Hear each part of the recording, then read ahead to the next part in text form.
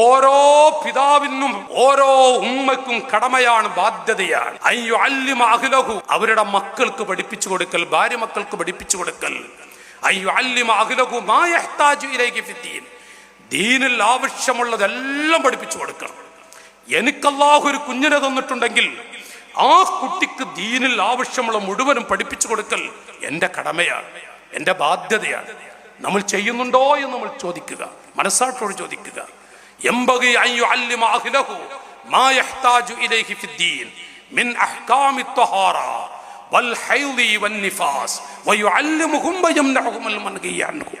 തടയേണ്ടത് തടയണം, വിടേണ്ട സ്ഥലത്തേക്ക് വിടണം, തടുക്കേണ്ട സമയത്ത് തടുക്കണം, തടുക്കേണ്ട സ്ഥലത്ത് വെച്ചുകൊണ്ട് തടുക്കണം, ഉപദേശിക്കേണ്ട സമയത്ത് ഉപദേശിക്കണം. ഇത് ഫുഖഹാക്കൾ എഴുതി വെച്ചിരിക്കുകയാണ്, മഹാന്മാർ എഴുതി വെച്ചിരിക്കുകയാണ്. നോക്കൂ നിങ്ങൾ, വൽ ഹൈളി വൻ നിഫാസ്, നമ്മുടെ